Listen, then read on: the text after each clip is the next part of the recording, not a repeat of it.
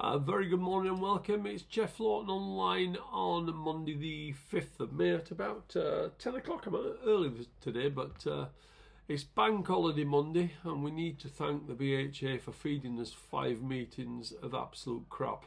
That's what bank holidays have turned into, I'm afraid. I remember the days when bank holidays provided good quality cards, but over the last 15 years it's become a bit of a dumping ground for rubbish racing.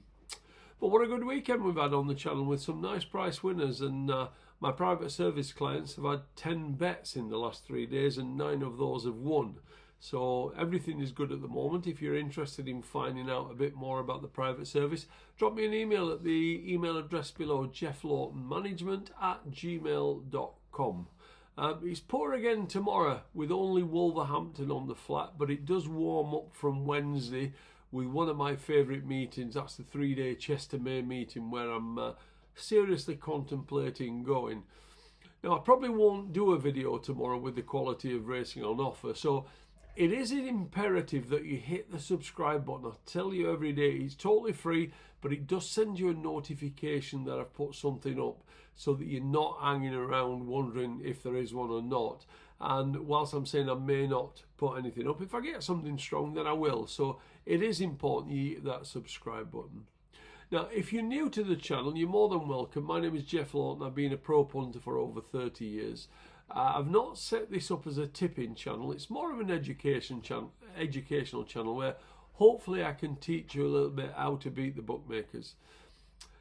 I think that all starts by identifying the races to bet in.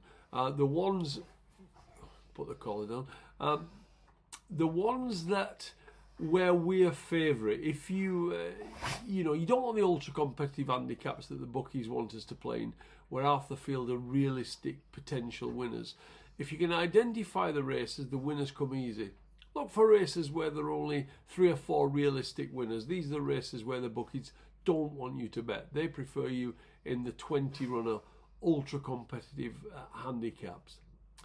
Now, I get people saying to me, oh, I never bet under 2-1, there's no value. Do me a favour, could that be one of the reasons why you're a perennial loser to the bookies? Let's be blunt, 97% of people who bet lose. They don't admit it because they don't keep records, but it is a fact. Yet I've never met a losing punter, so I don't know where they're all hiding. Now, a piece of advice I would give you, and I know you won't, but please record every bet, or if not record every bet, record every day's profit and loss. Do it for 3 months accurately and then review it.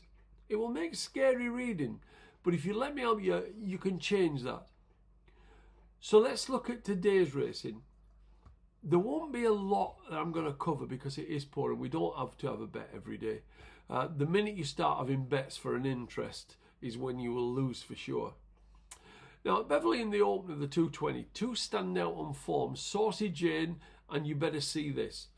Interestingly, they both finished second on the same day at Pontefract 3 weeks ago in separate divisions of a novice race.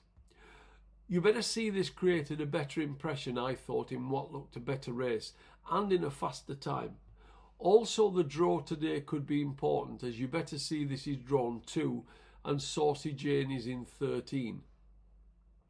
At Kempton in the 235, again there are 2 that stand out on form and both are last time out winners. Big Gypsy King, part owned by Tyson Fury, and I Follow Rivers.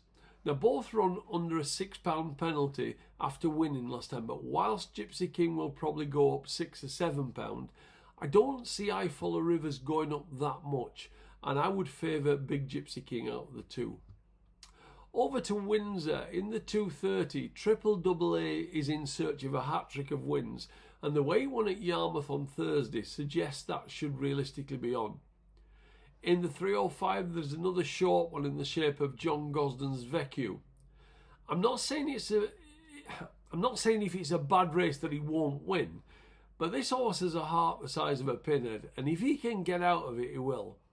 Whilst he's got the best form, it certainly wouldn't take any superstar to beat him, and he wouldn't carry a penny of my money. In the 525, there's been good money today for Hughie Morrison's King Kia. Now, he's been gelded since last year, when he managed to finish 4th in his last 3 races. We haven't seen him since July, but he has been working particularly well, and with Tom Marquand taking over and having an ideal draw in 1 for this tight track, he looks to have a big shout. Now I'm going to leave it there for today. Remember to hit that subscribe button so you're not waiting around to see if I do a video.